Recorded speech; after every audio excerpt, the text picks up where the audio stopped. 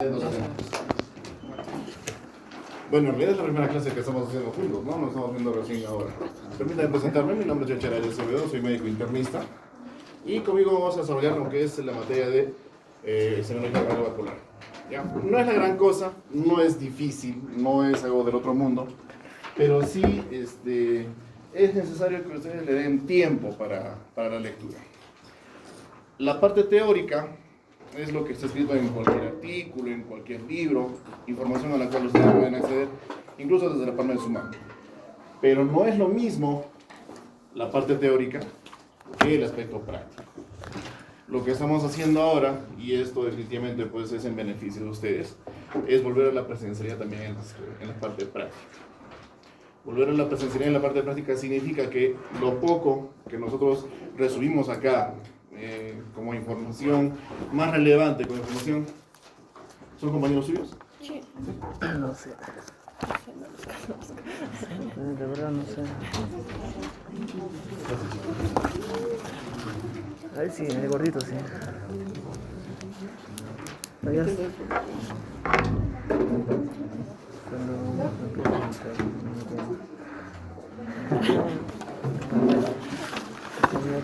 Ya, a ver, antes vamos a hacer un paréntesis.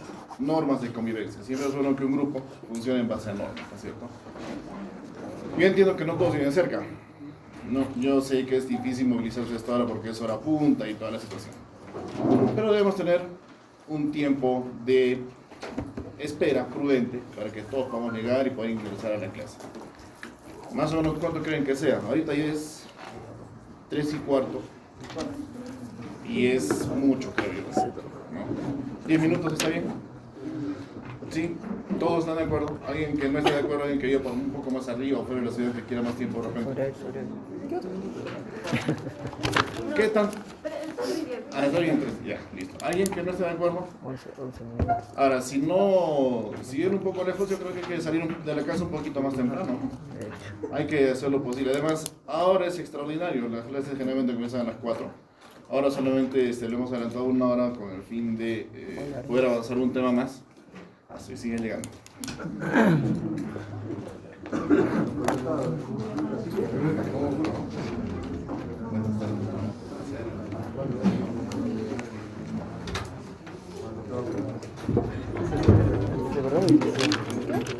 Ya, bueno.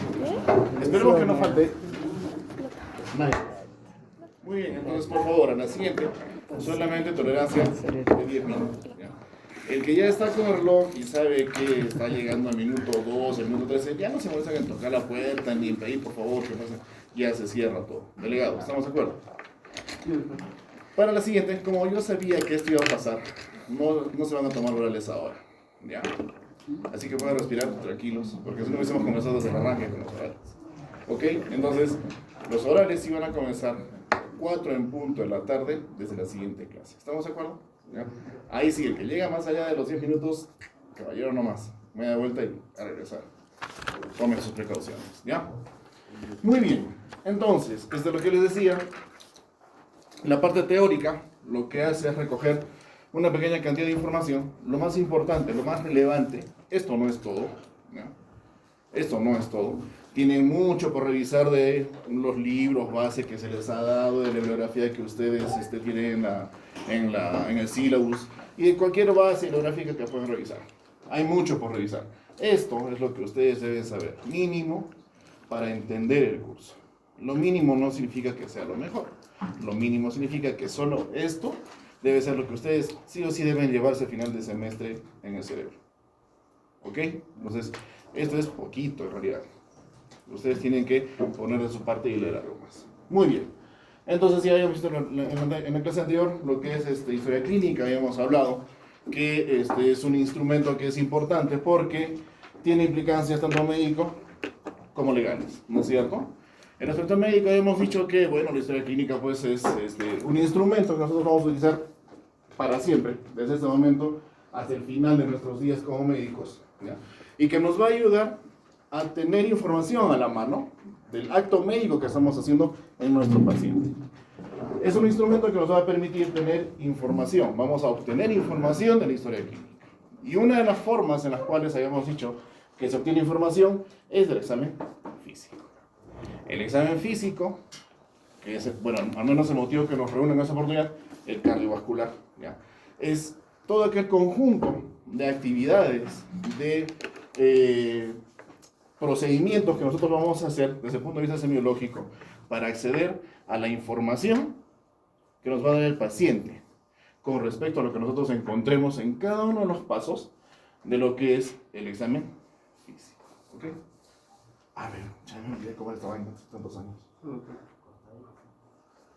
Muy bien, entonces, debemos entender que el examen físico cardiovascular va a tener dos formas de realizarse fundamentalmente. Uno es el examen físico relacionado netamente a lo vascular, lo relacionado a lo que es arterial y venoso en cuanto a sus pulsos, ¿no? Características de estos, ubicaciones, donde pueden encontrarlos, puntos de reparo anatómico, etcétera, etcétera. Y la otra parte es el examen físico cardíaco en sí. Nosotros lo que vamos a hacer en esta parte del examen físico es evaluar precordio de todo el tórax, ¿ya? Que nosotros vamos a tener a nuestra disposición para evaluar. Vamos a centrarnos fundamentalmente en el precordio, ¿ya? Y vamos a seguir los pasos que vamos a presentar más adelante.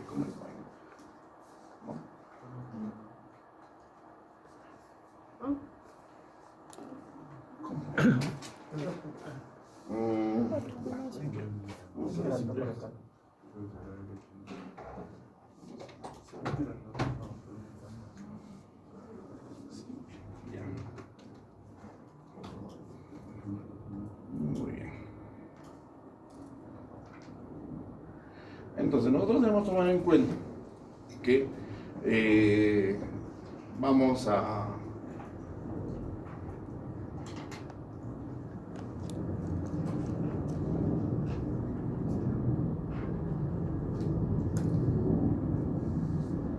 a tener aspectos que debemos evaluar en un sentido general sobre lo que es el estudio o la semiología vascular y de lo que es lo cardíaco. Vamos a comenzar con lo arterial. El pulso arterial no es otra cosa sino la determinación, ¿ya?, en ubicaciones específicas de lo que son los puntos de reparo anatómico en el cual yo voy a estudiar el pulso arterial en distintas partes del cuerpo. La palpación de un pulso, como concepto, es la ubicación que nosotros tenemos, las características que vamos a encontrar palpando con el pulpejo de los dedos, poniendo ese pulpejo de los dedos sobre una superficie ósea, interponiendo un vaso, en este caso una arteria, entre estos dos, entre el pulpejo de mis dedos y el sustento óseo de la parte que vamos a evaluar. Debe haber un vaso, en este caso una arteria, sobre el cual nosotros vamos a encontrar características. Yo los invito, por ejemplo, a remangarse el brazo derecho, todos, remánguense el brazo derecho, derecho, no izquierdo, derecho, todos, ya. Pulpejos de segundo y tercer dedo de la mano contralateral, o sea, del lado izquierdo, y pongan sobre la superficie del hueso radio, el tercio distal del hueso radio, pongan los pulpejos de los dedos. Lo que están haciendo ustedes es evaluar vuestro pulso radial, pulpejo de los dedos, superficie ósea y un vaso interpuesto entre ambos. ¿Ok? Esa es la forma en la cual se van a estudiar todos los pulsos, ya sean arteriales o sean venosos. ¿Ok? ¿Qué es lo que estamos viendo nosotros? Acá el pulso arterial tiene lugares específicos donde estudiarlos, ¿no es cierto? Lo que nos está explicando acá, por ejemplo, el gráfico, es que el pulso humeral, por ejemplo, vamos a evaluarlo a la altura del tercio distal del brazo, ¿ya?, como está acá en la figura, y nosotros vamos a ubicar el paquete vascular a este nivel y hacemos palpación. Bueno, es un poco difícil hacerlo en uno mismo, pero lo que hace el examinador, como ustedes están viendo, es extiende el brazo del paciente y con el pulgar o con los pulpejos de los dedos intenta ubicar el pulso o el paquete vascular. ¿Ok? Es lo que está haciendo acá el examinador. Pulso humeral. El pulso cubital Como su nombre indica, lo vamos a hacer evaluando el tercio distal en el trayecto del hueso cúbito. ¿Sí? El femoral, un poco más abajo de la línea inguinal, podemos poner 2 dedos específicamente, 4 dedos, eso depende de la forma en la cual el examinador se sienta más cómodo y pueda percibir mejor. Al principio ustedes van a palpar los pulsos con cierta dificultad porque se necesita practicar sensibilidad. A medida que vaya pasando la práctica y vayan haciendo más palpación y más palpación de pulsos, se les va a hacer mucho más fácil porque va a haber mayor sensibilidad. Lo mismo en cada uno de los puntos que ustedes están viendo. Esta es la ubicación en la cual yo voy a evaluar pulsos arteriales. Como se darán cuenta, los pulsos son bilaterales, o sea, hay uno izquierdo y hay uno derecho. Es importante que yo tome en cuenta eso, porque si a mí me piden evaluar el aspecto cardiovascular en un paciente, no puedo describir, por ejemplo, solo el cubital del lado derecho. Tengo que describir ambos, porque debo encontrar características similares en ambos o las diferencias entre ambos, que eso vamos a verlo de acá a un rato. ¿Ya?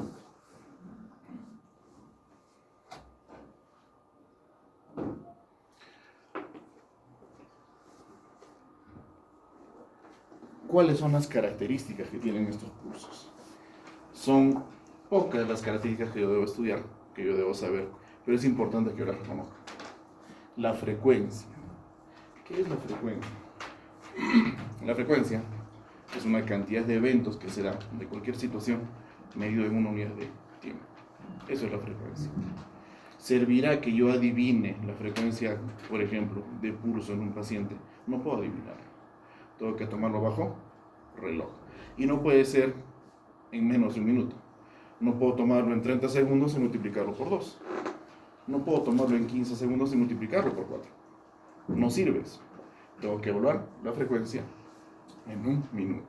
Es la cantidad de pulsaciones que yo vaya a percibir cuando coloco el propejo de mis dedos sobre una superficie ósea y un vaso interpuesto entre ambos. La cantidad de pulsaciones que yo voy a percibir en un lapso de tiempo. Eso es en un minuto. Frecuencia. Tiene que haber una relación entre la frecuencia que yo encuentre en un pulso del brazo, o por ejemplo, del hemicuerpo del lado izquierdo y el hemicuerpo del lado derecho. ¿Qué cosa significaría que yo encuentre una pulsación a nivel cubital en el brazo izquierdo de 70 y encuentre en el brazo derecho 64, por ejemplo? ¿Qué creen que estaría pasando? ¿Qué podrían pensar? ¿Qué sospechan que puede estar ocurriendo? Este nos dice, ya, más o menos. ¿Alguien más dijo, por ahí escuché un trombo? Ya está, listo. ¿Qué más puede ser?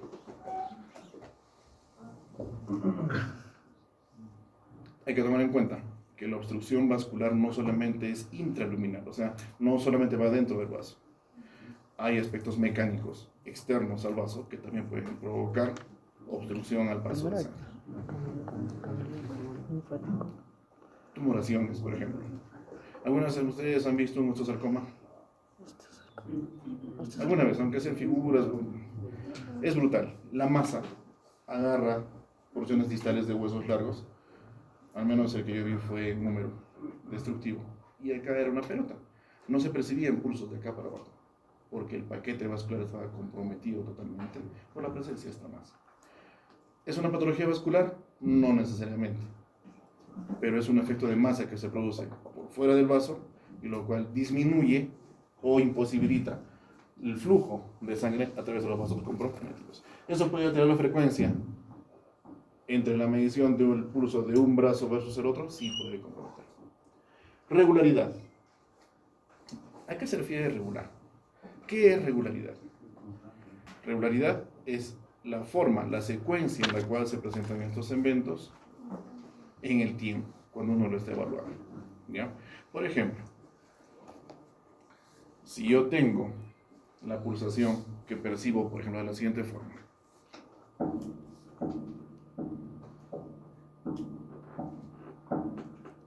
Regular y regular. Regular, ¿no es cierto? Listo. Ahora, si fuese así.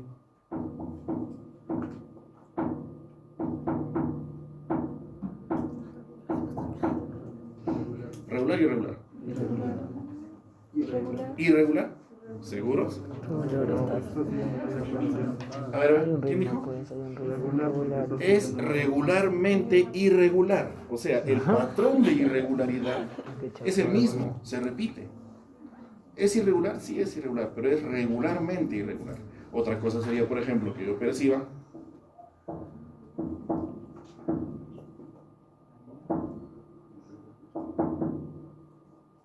ese es irregular. No hay una regularidad ni siquiera dentro de su irregularidad, ¿se entiende? Entonces, hay regularidad que es rítmica, que es la primera que les he hecho escuchar, y la que es arrítmica, o sea, es una regularidad irregular. ¿Existe? Sí, existe el concepto. Igualdad. ¿Qué significa? Que un pulso sea igual al contralateral. Significa que yo debo encontrar en el pulso que estoy evaluando versus el contralateral características similares en cuanto a intensidad, en cuanto a frecuencia, en cuanto a ritmo, etcétera, etcétera. Deben ser iguales. En la generalidad son iguales, pero incluso en personas normales se pueden encontrar algunas alteraciones, pero que no representan mayor patología. Pero hay que tomarlo en cuenta. Igualdad. Tensión. ¿A qué se refiere la tensión? ¿Qué es lo que nosotros hacemos cuando evaluamos el pulso? Cuando realizamos ese acto que les he mencionado, de colocar el pulpejo de los dedos sobre la superficie ósea y un vaso entre esos. ¿Qué es lo que estamos queriendo buscar? O evidenciar. El flujo en el vaso, ¿no es cierto? ¿Y que ese flujo en el vaso es continuo? ¿El flujo en los vasos? ¿En las arterias al menos? ¿Es continuo? Piensen, ¿no? ¿Qué es lo que produce la sensación del pulso al momento de evaluar? Un poco más antes. La contracción ventricular, ¿no es cierto? Bien. La contracción ventricular tiene una fuerza de eyección. Esa fuerza de eyección se transmite por el flujo de ese fluido, que es la sangre, hacia todas las arterias. Entonces, lo que nosotros estamos evaluando al hablar de tensión es qué tanto se transmite la presión de ese ventrículo izquierdo hacia el lugar donde estamos evaluando el pulso arterial. Si yo tengo un corazón que está cayendo en falla cardíaca, ¿ya? Un ventrículo izquierdo que está de repente con una cardiomiopatía dilatada, esperaré que tenga buena intensidad su pulso, esperaré que la tensión que va a otorgar al flujo sea la adecuada en, por ejemplo, el pulso pedio. Un poco difícil, ¿no es cierto? ¿Se va a percibir? Sí, se va a percibir, pero la intensidad, la tensión con la cual va a llegar el flujo de sangre hasta los pies no va a ser igual.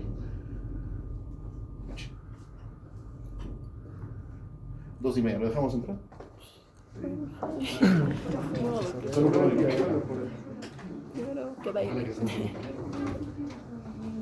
¿Serio? Más adelante, hermano. Buenas noches. Espero que seas el último. Ok. Eso se llama tensión. Entonces, la tensión lo que busca evaluar es la presión transmitida, la que se ocasiona, la que se origina en el ventrículo izquierdo al momento de su contracción hacia todo lo que es el árbol arterial. ¿Ya? Amplitud. Bueno, la amplitud del pulso va a medirse con el dibujo de algunas ondas. Eso ya es un poco de hemodinamia.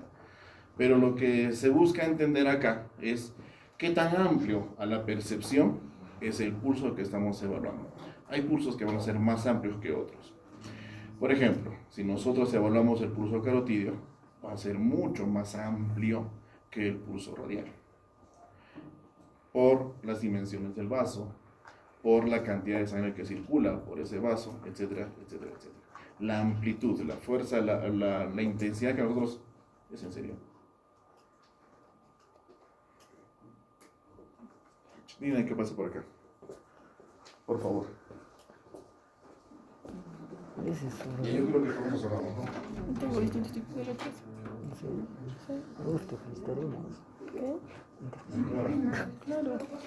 ¿Cuántas personalidades hay? Ahí hablando de no tienes una sola persona. Ay, Y la simetría, como última característica, debemos tomar en cuenta la simetría. No se necesita más explicación para un concepto de simétrico. Significa que las características, tanto del pulso que yo estudie en un lado del cuerpo, tienen que ser parecidas. Un concepto no igual, pero similar a lo que tiene que ver con la igualdad. Simétricos. Por ejemplo,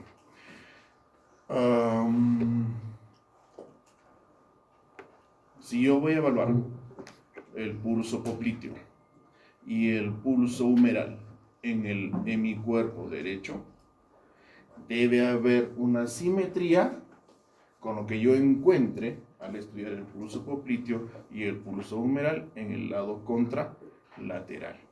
¿Por qué simetría? Porque se supone, a no ser que haya una malformación arteriovenosa o algo así, que la ubicación en la cual yo tenga el pulso popliteo en mi cuerpo derecho debería ser la misma ubicación que se debe encontrar, en la que se debe encontrar en el hemicuerpo izquierdo. La simetría se refiere al punto de ubicación, al lugar en el cual yo voy a encontrar el pulso que estoy evaluando, comparando un hemicuerpo con respecto al otro. ¿Ya?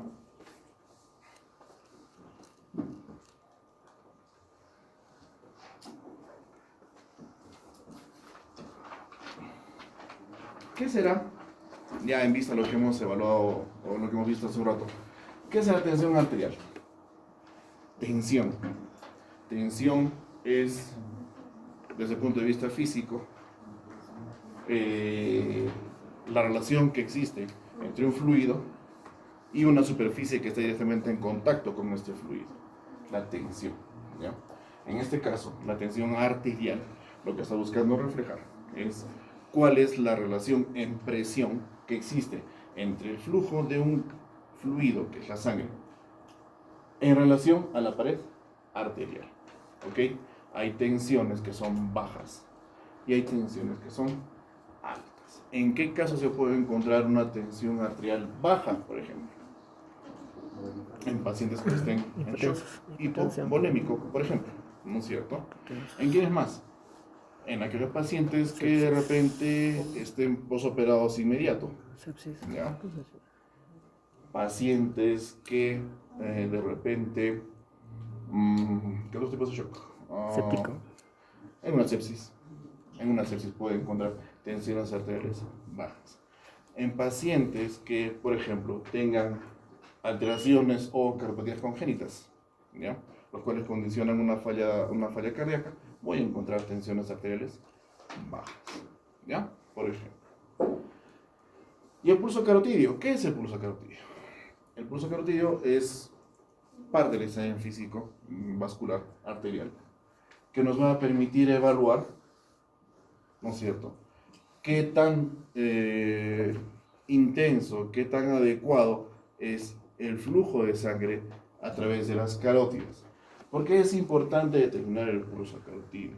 Es importante hacerlo porque nosotros lo que vamos a hacer es determinar si ese flujo que va por las carótidas es el suficiente para condicionar una buena irrigación del cerebro.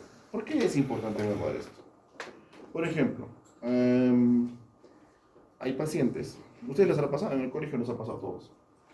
En algún momento nos han tenido todos formados en una actuación.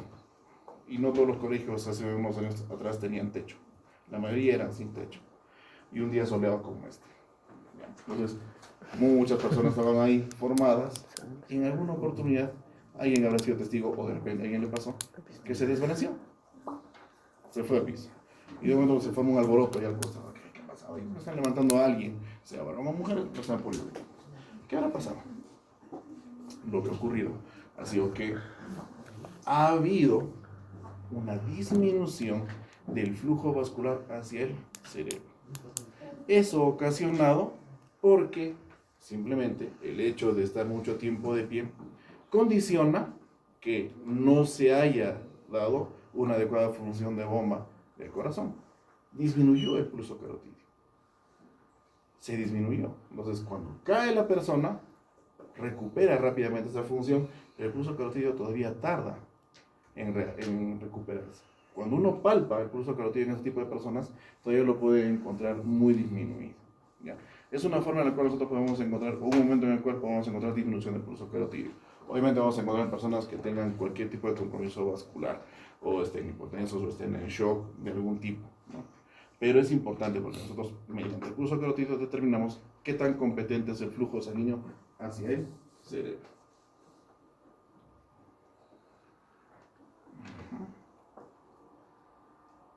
Listo. Estos son los tipos de pulso arterial. Por favor, esto sí quiero que lo tomen en cuenta. La bibliografía les va a hablar de muchos otros tipos de repente. De repente alguna bibliografía va a agarrar uno que otro de estos y vayan a mencionarles otros más. Pero estos 5 tipos de pulso, bueno, el normal es un tipo de pulso, ya vamos a decir 6. Estos tipos de pulso son aquellos que están aceptados de forma mundial cuando uno habla de lo que es pulso arterial. Entonces, debemos tomar en cuenta que el pulso va a presentar un mínimo y un máximo. Esto solamente hablando de intensidades, o principalmente hablando de intensidades, ¿ok? ¿Qué es lo que vamos a encontrar cuando hablamos de un pulso amplio o magnus? Nosotros lo que vamos a encontrar es un aumento en la intensidad del pulso. Es el aumento en la intensidad. ¿Ok? Entonces, el máximo se incrementó un poco. Estos pulsos amplios o magnus tienen características de encontrarse en esas patologías. Les sugiero que lo apunten, aunque van a tener... ¿Alguien está grabando esto? Porque les voy a pasar el dispositivo nada más. Bueno, tomen nota en todo caso. Es importante que sepamos en qué patologías el pulso es amplio o es magnus.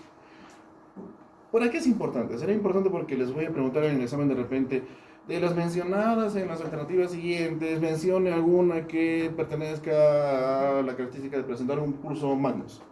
No, no es por eso. Va a ser importante porque cuando hagamos el examen y nos toque, por ejemplo, hablar de hipertensión arterial, les puedo poner entre los múltiples hallazgos semiológicos dentro del caso clínico que el paciente tiene un pulso magnus. De repente todos los datos no les den mucha especificidad, pero el hecho de encontrar el dato del pulso que es magnus junto con el resto de la información les podría ayudar a entender que se trata de una hipertensión arterial. Es por eso que es importante que ustedes sepan en qué casos el pulso es amplio o un magnus. Importantes de estos, o lo más frecuente en todo caso, en la hipertensión arterial, como les acabo de mencionar, el hipertiroidismo es algo en lo cual es muy frecuente encontrar el pulso magnus, ¿ya? La fiebre no es muy frecuente, aunque a veces por la intensidad de los latidos que se da en un estado febril puede darse, al menos esto se ve en pacientes pediátricos, no tanto en adultos, ¿ya? Y el ejercicio cuando es de competencia, cuando es exigente, ahí sí podemos encontrar la presencia de un pulso magnus con más facilidad, ¿ya? Se darán cuenta que este pulso magnus tiene una regularidad. No es muy acelerado. ¿En qué caso nosotros encontramos un magnus celer, por ejemplo? Un magnus celer, como su nombre indica, magnus aumenta la intensidad y celer aumenta la frecuencia. Eso lo voy a encontrar fundamentalmente en la falla aórtica o en la insuficiencia aórtica que se agrave y en las fístulas arteriovenosas. A pesar de que no es frecuente, cuando se encuentra es muy fácilmente identificable.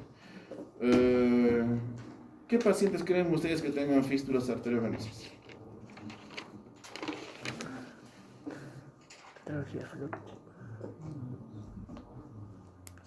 Están haciendo semio-renal, ¿no es cierto? ¿O no están haciendo todavía? Sí están haciendo. Ya, sí les voy a hablar.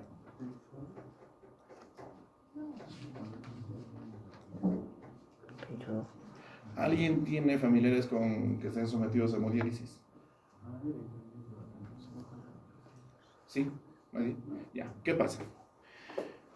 Para que el paciente esté sometido a una hemodiálisis tiene que tener una fístula, ¿ya? Y por esa fístula es un acceso vascular. por el cual la máquina se conecta al paciente y empieza a hacer la limpieza de la sangre, ¿ya? Entonces, las fístulas arteriovenosas no siempre son fisiológicas.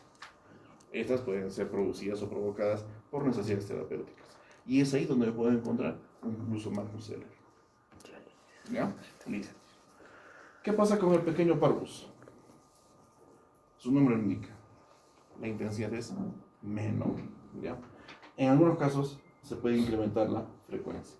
Lo puede encontrar en hipotensión arterial, en la falla cardíaca también. ¿Y por qué le encontramos en falla cardíaca? Porque, como hablábamos hace un momento, la fuerza del ventrículo izquierdo en una falla cardíaca está disminuida. Es por eso que la intensidad del pulso disminuye, ¿ya? El parvus tardus, parvus como su nombre indica, la intensidad es pequeña, y el tardus es porque no hay una buena frecuencia. A pesar de que el gráfico parece que es mucho más frecuente, es tardus, es un pulso que no tiene una frecuencia muy elevada, ¿ya? Y esto básicamente en la estenosis aórtica quejeral. Y el parvus Celler, sí, o sea, es un pulso que, por ser Celler, baja y sube rápido, ¿ya? Pero que va a ser con una frecuencia una frecuencia regular. La insuficiencia mitral es lo más frecuente que podemos encontrar en este tipo de pulso.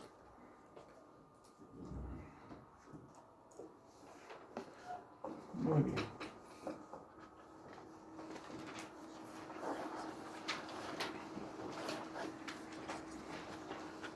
Lo que nosotros debemos tomar en cuenta para lo que es la evaluación del pulso venoso es cómo es que se da y en qué momento es que se da. ¿Ya? Acá lo que estamos viendo son los momentos en los cuales se va a dar el pulso venoso y su representación gráfica. ¿Ok? La onda A, que es aquella que va a representar el paso de la sangre, ¿ya?, de las venas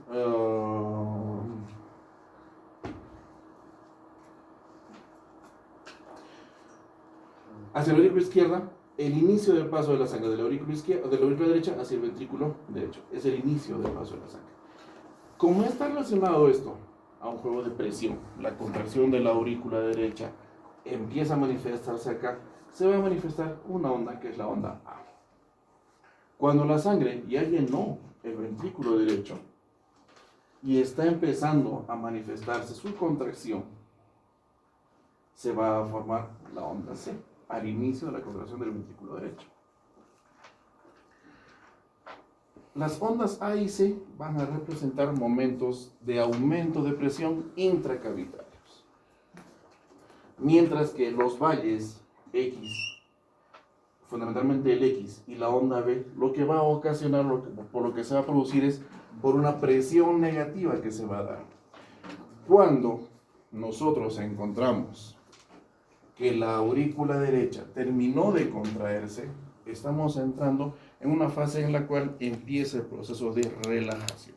Esa relajación isovolumétrica, que vamos a hablar más adelante en lo que es ciclo cardíaco, esa relajación isovolumétrica lo que hace es ganar presiones negativas, presiones que van a jalar la sangre al interior de la cavidad. Es por eso que estas presiones negativas van a condicionar un valle. Presiones negativas, presiones de llenado de la aurícula, presiones de jalado de sangre hacia su lumen. Lo mismo va a pasar aquí cuando nosotros ya estemos en el proceso de relajación isovolumétrica del ventrículo izquierdo. Este ventrículo izquierdo, para llenarse, va a entrar primero en una etapa de relajación isovolumétrica. Esta relajación isovolumétrica lo que hace es jalar el volumen de la aurícula derecha hacia el ventrículo derecho. Entonces, nosotros, cuando evaluamos la presión venosa, tenemos que tomar en cuenta que el paciente debe estar o debe cumplir condiciones específicas para la medición de esta presión venosa. ¿Qué es lo importante que debemos tener en cuenta acá? Primero, el paciente debe estar en una posición de cúbito dorsal con un ángulo de cabecera que oscile entre 30 a 45 grados. ¿Ok? Vamos a tomar en cuenta algunos reparos anatómicos. Primero, estando el paciente o la paciente en esta posición, debemos ubicar el ángulo de Lewis y debemos encontrar el manubrio del esternón. Cuando nosotros ubicamos el manubrio del esternón, ubicamos una línea base, ¿ya? A este nivel, a nivel del manubrio del esternón, yo puedo encontrar una presión venosa normal. ¿Cuál es el punto de reparo anatómico? Si no es el manubrio, es la clavícula.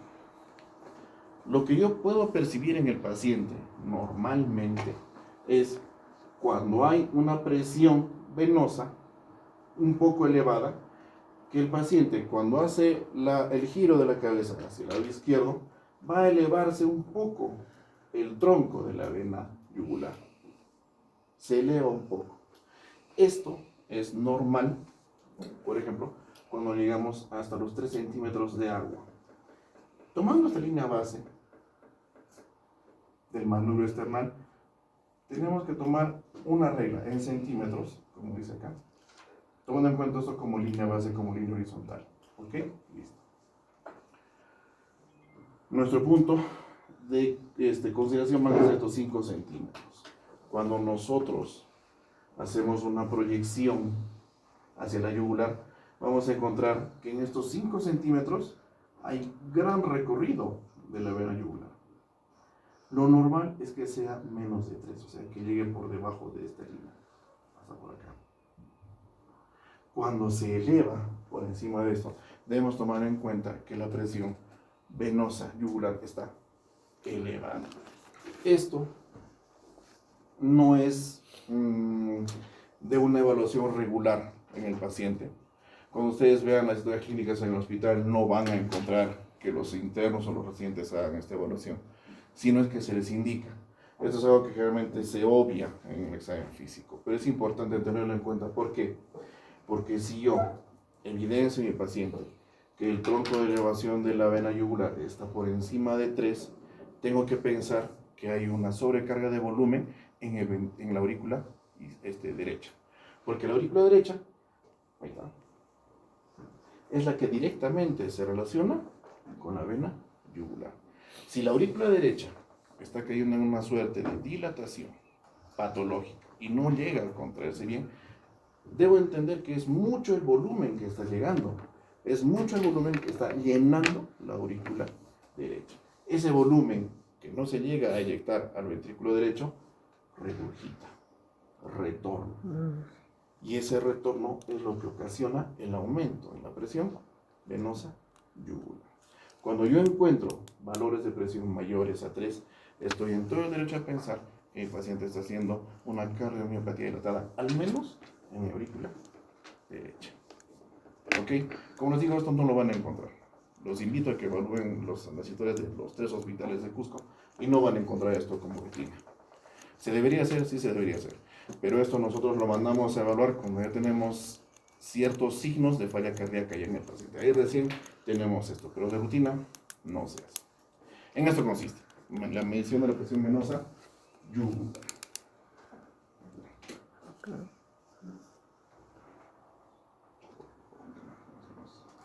Listo, muy bien.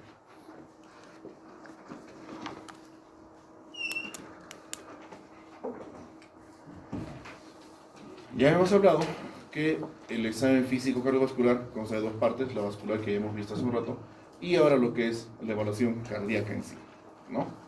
Entonces, este gráfico lo que busca es hacerles conocer más o menos cuáles son los lugares o cuáles pueden ser los hallazgos que yo puedo encontrar, lo que yo puedo estudiar al momento de hacer examen físico cardíaco, ¿ya?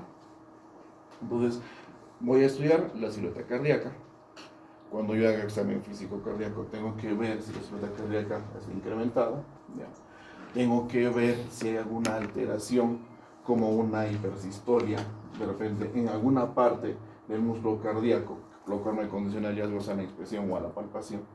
Debo evaluar el choque de punta también, para ver si eso lo puedo ver o solamente lo voy a poder percibir mediante la palpación, etc. Entonces, esas son las estructuras que yo voy a estudiar cuando vea examen físico cardíaco. Entonces, habíamos dicho que la inspección es aquella que nos va a dar datos iniciales del paciente. Nosotros cuando hablamos de examen físico cardiovascular, No tenemos cambios en lo concerniente a la secuencia del examen físico en general. El IPA y esa secuencia se mantiene para lo que es el cardiovascular. El primer aspecto que nosotros vamos a ver es el de la inspección. La inspección nos va a permitir, una vez destapado el paciente con el tórax descubierto, estudiar si es que hay alguna alteración a nivel de piel. Por ejemplo,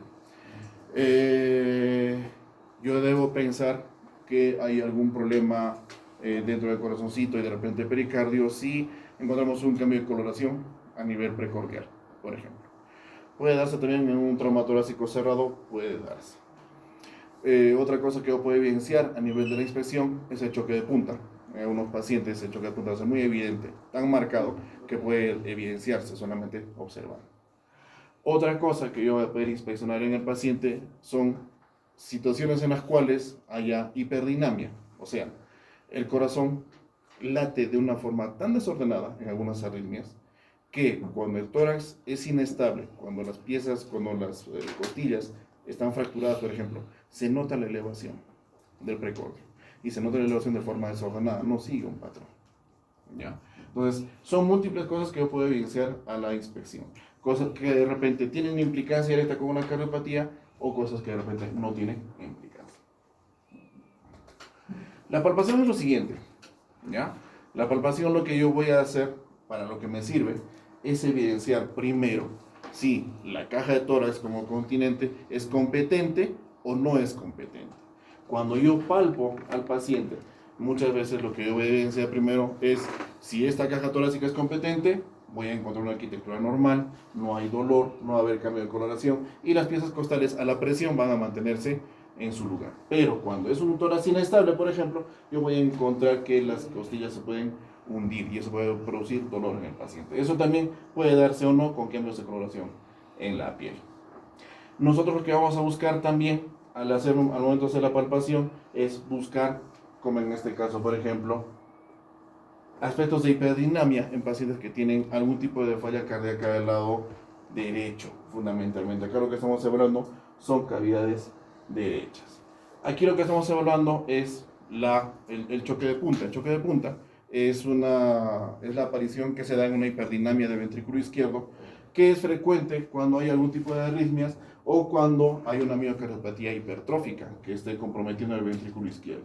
Si no lo puede evidenciar con el paciente en el cúbito dorsal, lo pongo en el cúbito lateral izquierdo y ahí le palpo la parte que corresponde al lápex y ahí voy a poder evidenciar lo que es el choque de punta. Entonces la palpación, para lo que me sirve, es para encontrar algún tipo de hiperdinamia, algún tipo de alteración en lo que es la función contráctil del corazón. ¿Ya?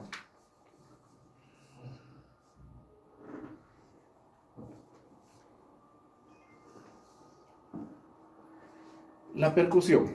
La percusión es una técnica semiológica que, por desgracia, se ha estado perdiendo mucho estos últimos años. La importancia que se tenía para hacer percusión era fundamentalmente para que nosotros podamos determinar el tamaño de la silueta cardíaca. Como ustedes están viendo acá, hay formas de hacer la percusión. Se inicia en el hemitórax derecho hacia el hemitórax izquierdo, de derecha a izquierda, luego de arriba hacia abajo, siempre en el precordio, y de izquierda a derecha. Lo que buscamos nosotros, ¿qué era? Cuando percutíamos, comenzábamos al lado derecho y buscábamos un cambio en la densidad, en la intensidad del tono, un cambio en la matidez que era pulmonar y diferenciarla de la matidez cardíaca.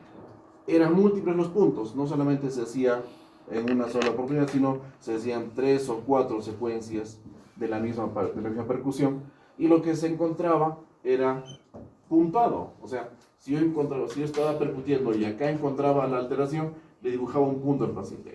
Me iba un poco más abajo, seguía percutiendo, encontraba otra alteración, punto. Un poco más abajo, seguía percutiendo, punto. Listo.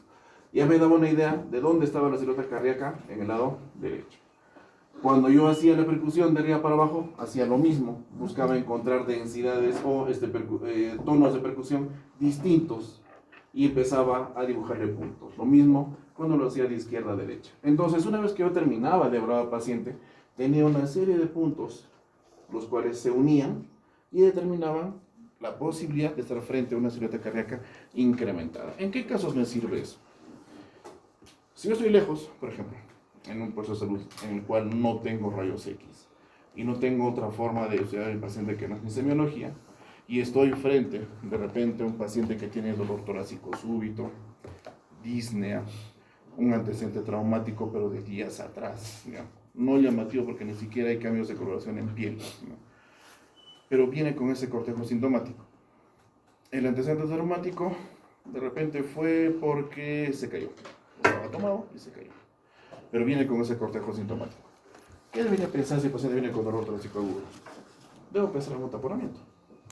¿Y cómo se produce el taponamiento? El taponamiento no es otra cosa que el derrame pericárdico que llega a un volumen tope, no más de 2000 cc, y eso provoca disnea. Mientras se instala, produce dolor y estructuralmente produce aumento en la silueta cardíaca.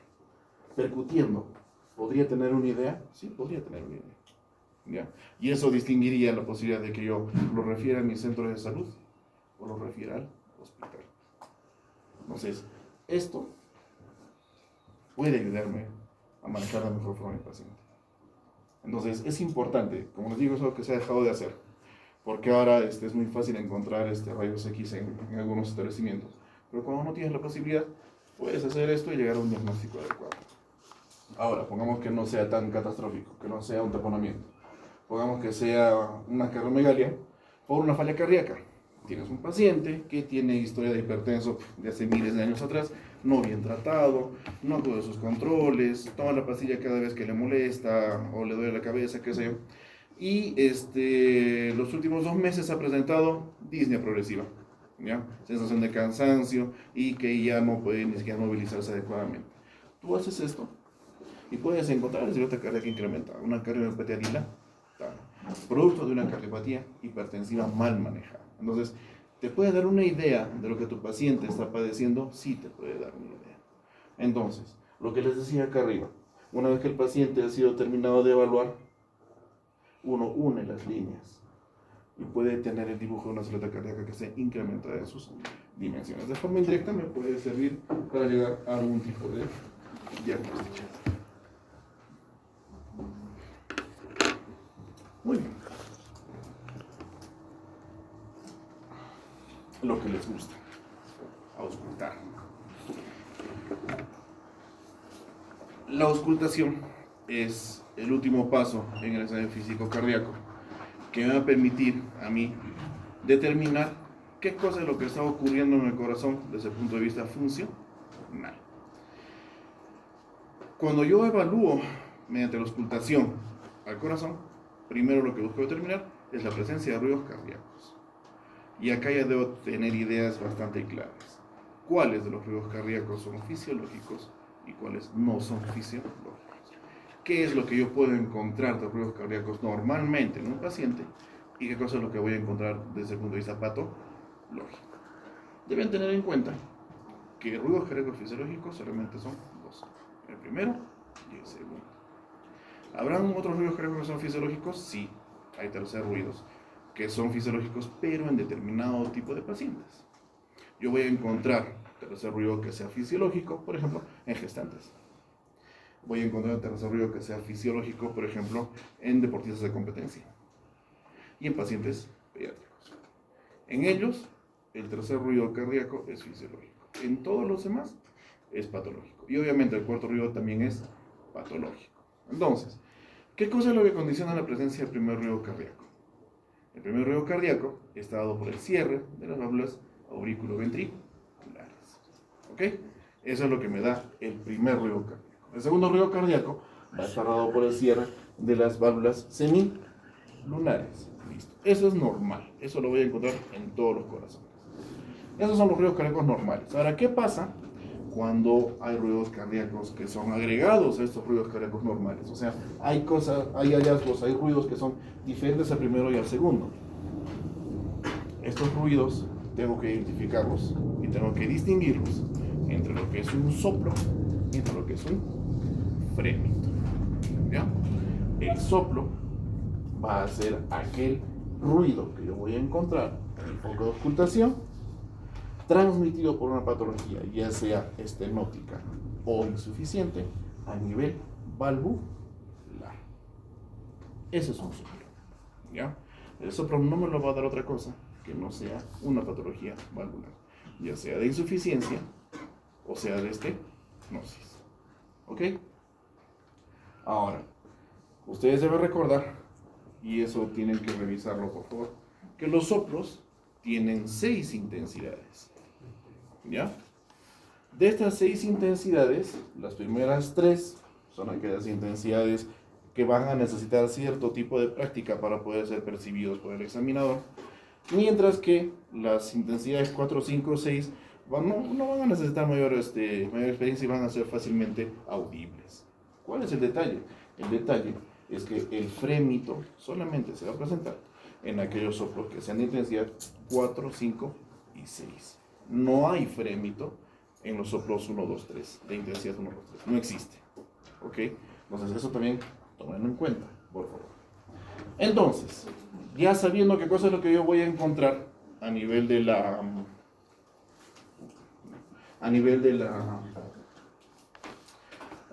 en lo que es auscultación de ruido cardíaco, lo que voy a hacer yo, o a nivel de precordio, los ruidos cardíacos, yo tengo que encontrar los lugares específicos, los sitios en los cuales yo voy a evaluar el precordio.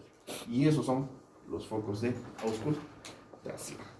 Estos focos de auscultación, para lo que me van a servir, va a ser para tener una idea de qué es lo que está pasando en partes específicas del corazoncito. Ya, dame un ratito, chicos.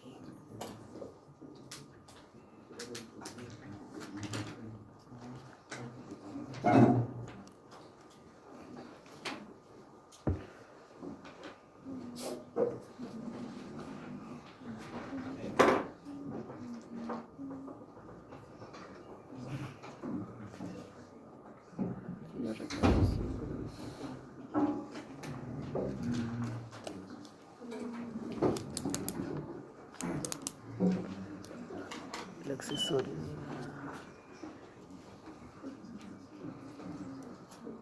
Fisiológico.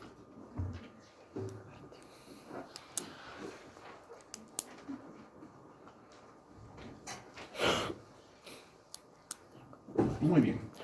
Entonces, esos son los focos de auscultación. Va a haber literatura que les va a indicar que hay 7, 8, 10 focos de auscultación. Eso varía, ¿ya? De literatura a literatura. Lo que ustedes tienen que saber es que estos son los 5 que nos van a ser útiles a nosotros. Y cada uno tiene su reparo anatómico. El foco aórtico, este es el que se ve en rojo.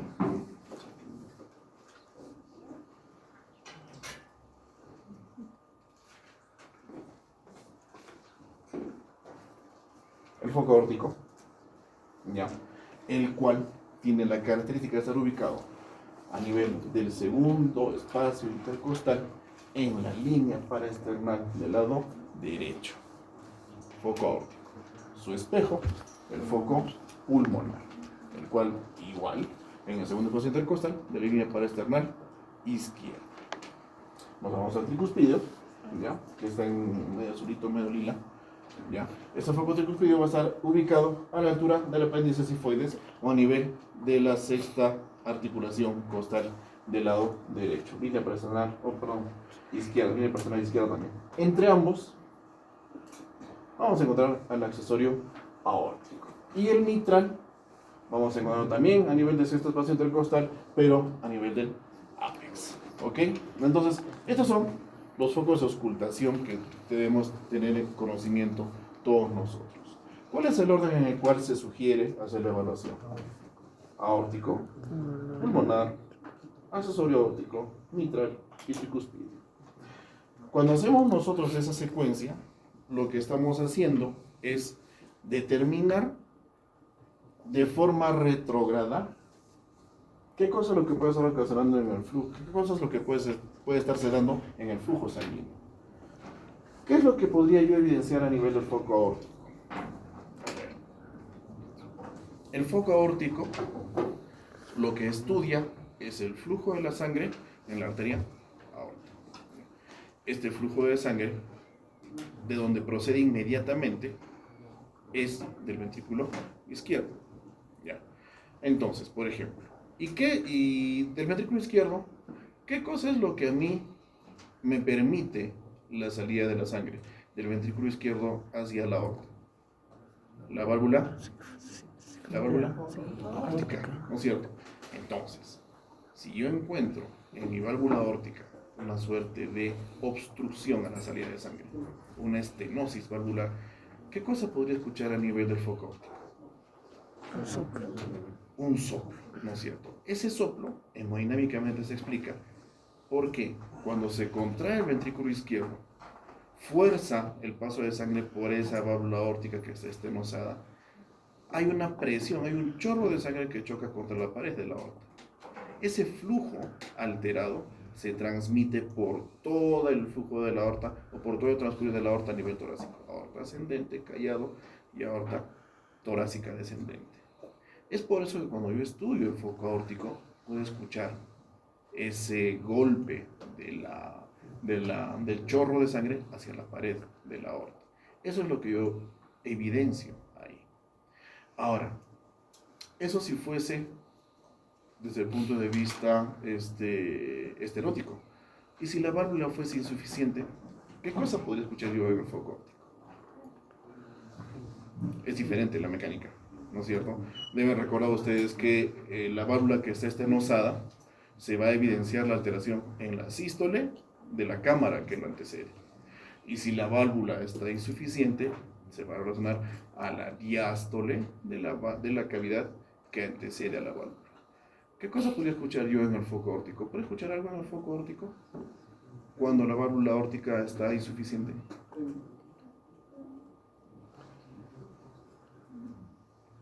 ¿Qué creen?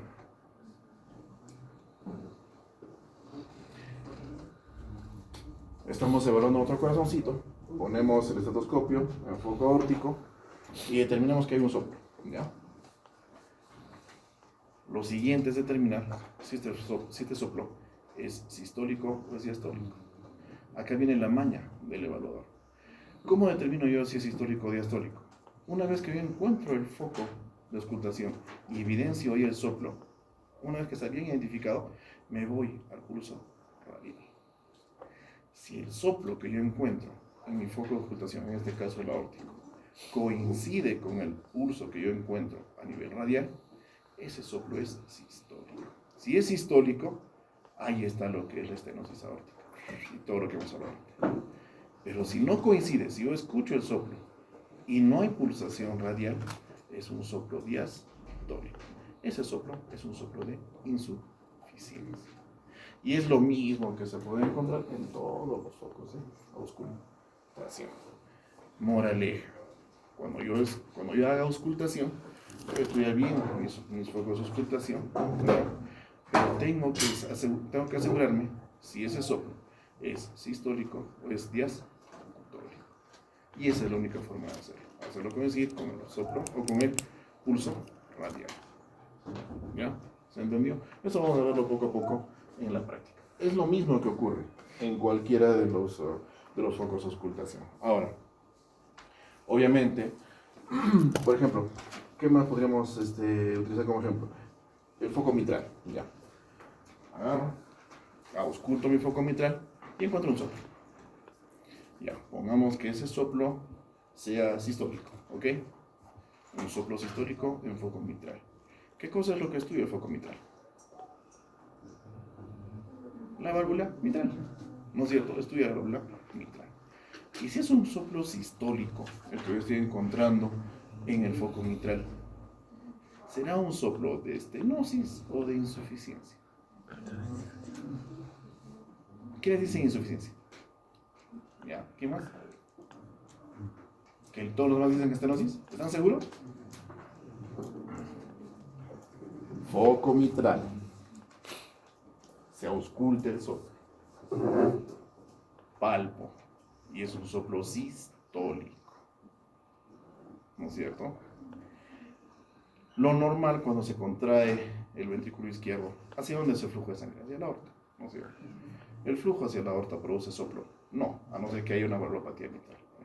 Pero no estoy auscultando, perdón, a no ser que sea una valvulopatía aórtica. Pero no estoy auscultando el foco aórtico. Estoy auscultando el foco mitral. Y ese es específico para estudiar la válvula mitral. Si yo escucho un soplo sistólico en el foco mitral, tengo que sospechar que es en el momento de la contracción del ventrículo izquierdo. Y si se contrae el ventrículo izquierdo, ¿a dónde puede soplar? Anormalmente, hacia arriba, de forma retrógrada. Significa que la válvula mitral no coapta bien sus valvas al momento de la contracción del ventrículo izquierdo y cae en una suerte de insuficiencia. Cada vez que se contrae el ventrículo izquierdo, no coaptan las valvas de la mitral y voltea o se revierte la sangre, el flujo sanguíneo hacia la aurícula izquierda. Entonces será un soplo de insuficiencia mitral. Tengo que entender bien esa parte de la hemodinámica. ¿Ya? Eso revísenlo. En los libros de fisiología está. Se explica muy bien. ¿Ya? Pero hay que tomar en cuenta los hallazgos que yo tenga en cada uno de los focos de auscultación. Tengo que analizarlos bien con respecto a la estructura que estoy estudiando. ¿Ya? Listo.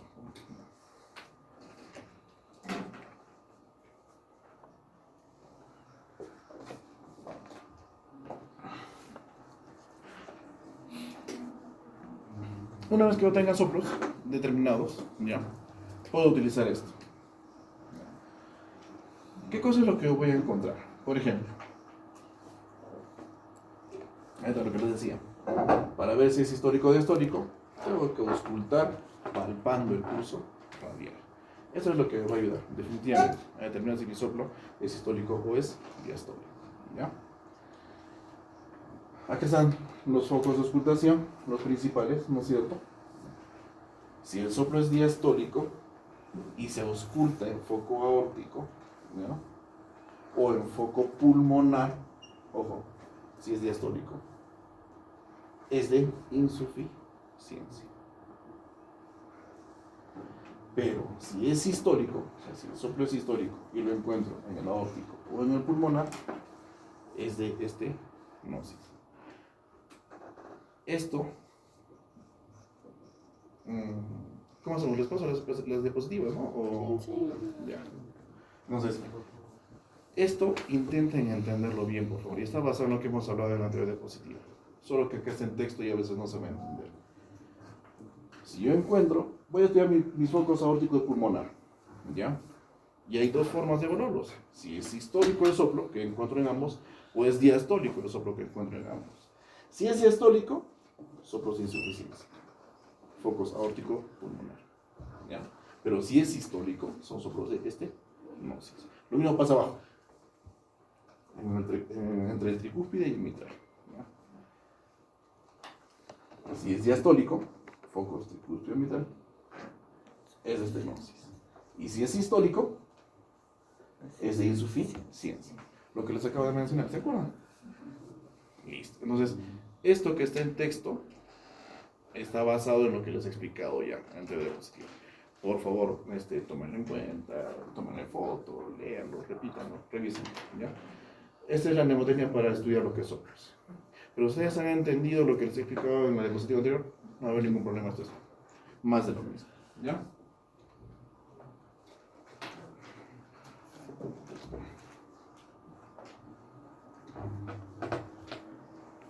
¿Ok? Muy bien. Eso sería todo. ¿Alguna pregunta? ¿Algo? Fernando, la anterior clase, o el anterior martes, cuenta como feriado, no se toma en cuenta como avance silábico, ¿no? O sea, no les debo clases. Ya está. Eso es bueno. Eso es bueno. Ya, entonces, te voy a estar pasando las diapositivas después de cada clase, ¿ya? Para que las tengan los chicos. Y desde la siguiente así comenzamos con los orales. ¿Ya? Entonces me estoy viendo orales de historia clínica y de... ¿Tienes Telegram? Telegram, porque se puede pasar. Pero es mejor que lo avance en clase a clase, créeme, ¿ah? Porque después va a ser un problema.